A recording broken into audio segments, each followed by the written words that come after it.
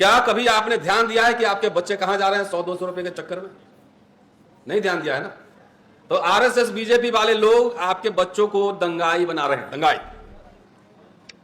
और जो सबसे इंटरेस्टिंग बात है इसमें कि खाली आपके बच्चों को नहीं, जो ब्राह्मण समाज, जो सबका अगुआ समाज था, वो भी आजकल फरसा लगे घूम रहा है, उनके बच्चे भी दंगाई ही बन रहे हैं। तो पूरे हिंदू समाज को संजय जी ठीक कह रहे थे कि किसी मुसलमान ने आपके हक अधिकार का विरोध नहीं किया, और तब भी चुनाव के समय आपको हिंदू बना के उसके सामने उनके बरक्स शत्रु के रूप में खड़ा कर दिया जाता है, और आप समझते नहीं। कितनी बार बार ये बात कहूं कि आपका असली हक मारी, आपका क्या दलित पिछड़े कास्ट सेंसस होगा तो सब पता लग जाएगा। जब सरकारी नौकरी रहेगा तभी ना आरक्षण होगा, तभी ना नौकरी मिलेगी, तभी ना पेंशन होगा। पेंशन कहां है भाई? पंडित नेहरू ने school, college, university, IIT, IIM खोले, ऑलमोस्ट मुफ्त की शिक्षा, नौकरी, पेंशन, सब कुछ मिला उस समय। और पंडित अटल बिहारी वाजपेयी आए तो सबसे पहले पेंशन खत्म कर दिए और डिसइन्वेस्टमेंट मिनिस्ट्री बना दिए।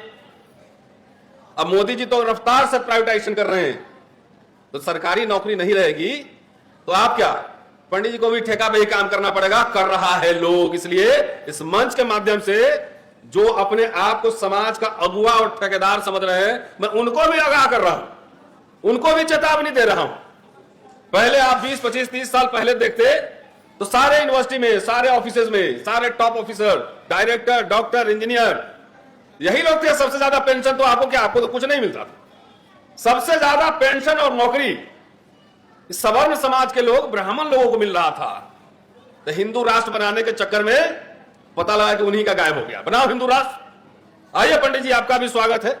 आइए सुलभ इंटरनेशनल में आपको भी काम करना पड़ेगा, चौकीदारी आपको भी करना पड़ेगा, माली का काम आपको भी करना का, वो भी ठेके पे, दिहाड़ी पर करना पड़ेगा। आइए हमारे कॉलेज में गेट पर दिखाता हूं, जितने सिक्योरिटी स्टाफ हैं ज्यादातर बिहार के हैं, सवर्ण समाज के लोग हैं। 15,000, 18,000 तनख्वाह मिलता होगा मैक्सिमम। तो खाएगा क्या, नहाएगा क्या, निचोड़ेगा क्या? बच्चे पढ़ेंगे क्या पंडित जी? जरा आप भी समझो।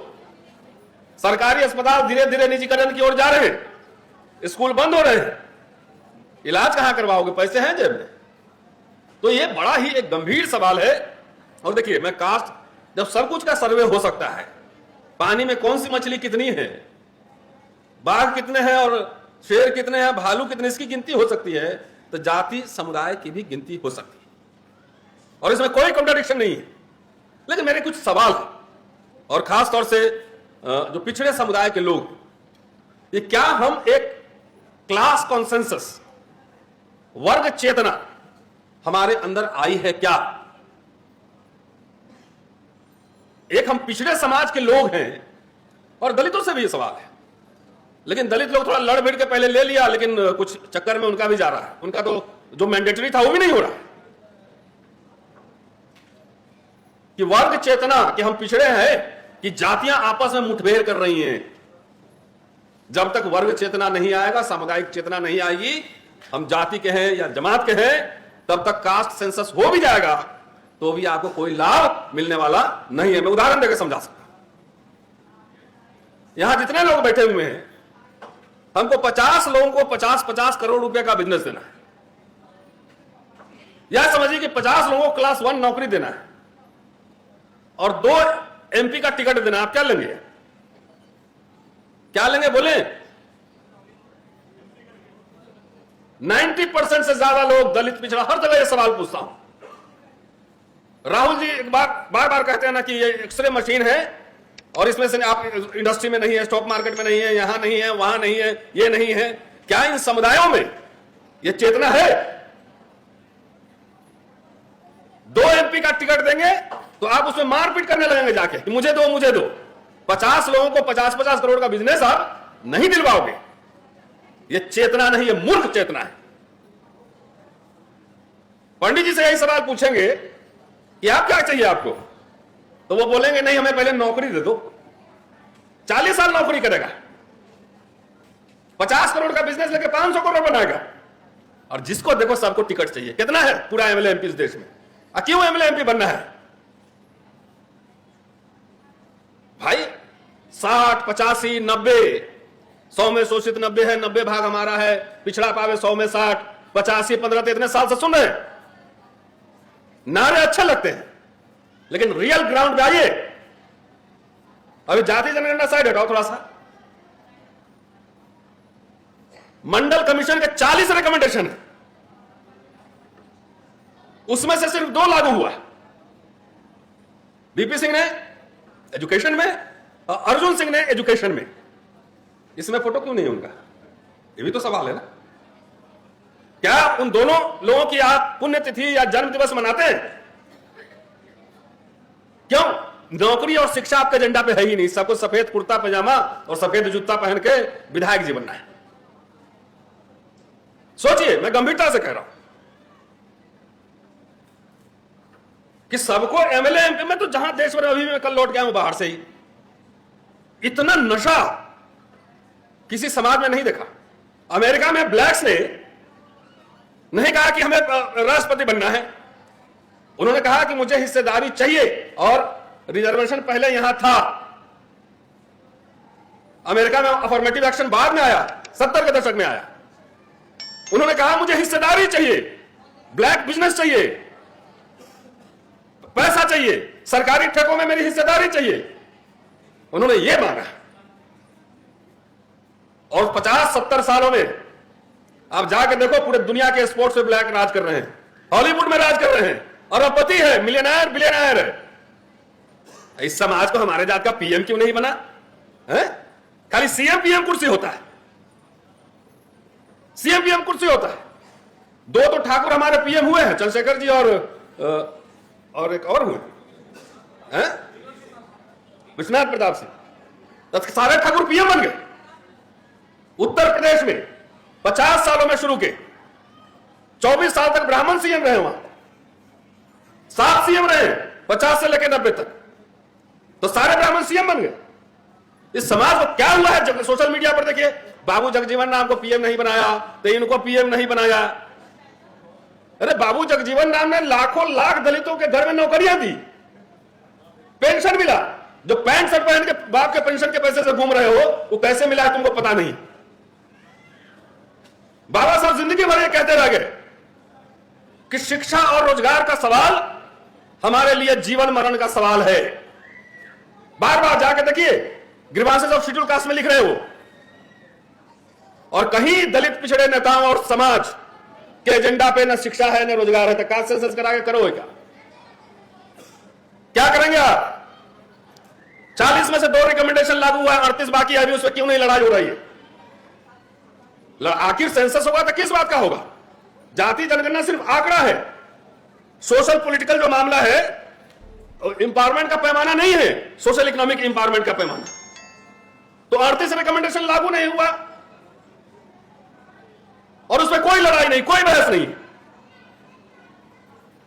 दलित लोग को सीएम पीएम बनने में नौकरी चला गया, पूरा लड़ाई लड़ रहा है, 90-85 लड़ रहा है। मैं बार बार ये सवाल उठा रहा हूं कि सांसद जो है ना 545 ही बन सकते हैं। अभी भी तो है, बीजेपी के पास सबसे ज्यादा एमपी है दलित और पिछड़ा, है कि नहीं है? प्रधानमंत्री खुद ओबीसी है, मैं नीची जात का हूं। तो मंडल कमीशन 1 वीपी सिंह लाए, मंडल कमीशन 2 अर्जुन सिंह लाए। ये पिछड़ा प्रधानमंत्री कोई लाया है? कुछ लाया है कि जो मिला था आपको पहले थोड़ा बहुत उसको छीन रहा है, और तब भी आप उसकी पालकी ढो रहे हो। मुझे पता है 44% 2019 के चुनाव में पिछड़ों ने वोट दिया बीजेपी को, तो अपने हाथ में कुल्हाड़ी लेकर अपना पैर काटोगे तो कास्ट सेंसस हो जाएगा तो क्या हो जाएगा? जब तक कि एजेंडा नहीं हो, मैं इस समाज से पूछना चाहता हूं कि आप सगुन परंपरा में हैं कि निर्गुण परंपरा में? इसी में सवाल का जवाब छुपा हुआ।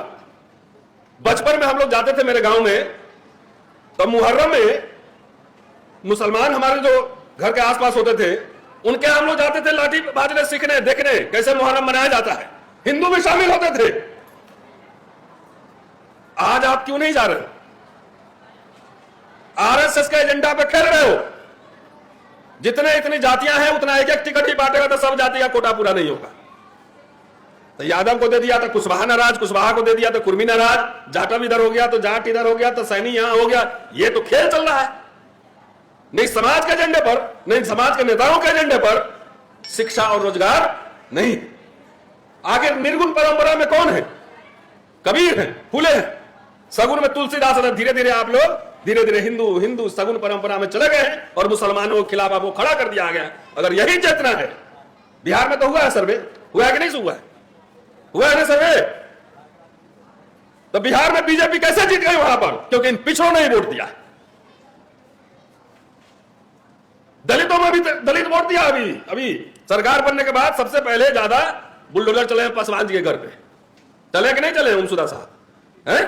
क्योंकि मोदी जी आरएसएस उनका एक ठेकेदार को खरीद लिया है जिसका नाम है चिराग पासवान। तो जात के नेता को बनाओगे तो ये सब खरीदना आसान होता है ऐसे चुटकी भर में।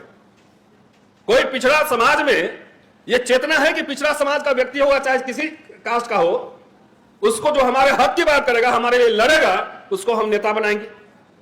यह पिछड़े वर्ग में यह चेतना है कि जो दलित समाज का व्यक्ति है, जो हमारे लिए लड़ रहा है, उसको हम अपना लीडर मानेंगे। आप में चेतना यह है और ये आरएसएस बीजेपी ये बात समझ चुका है कि इनके जात का एक टिकट दे दो ये खुश हो जाएगा। क्या चल साहब, सही बात कर रहा हूं? जात का टिकट दे दो खुश हो जाएगा। कहां किसी ब्राह्मण ने हल्ला किया है कि हम सीएम पीएम बनाएंगे?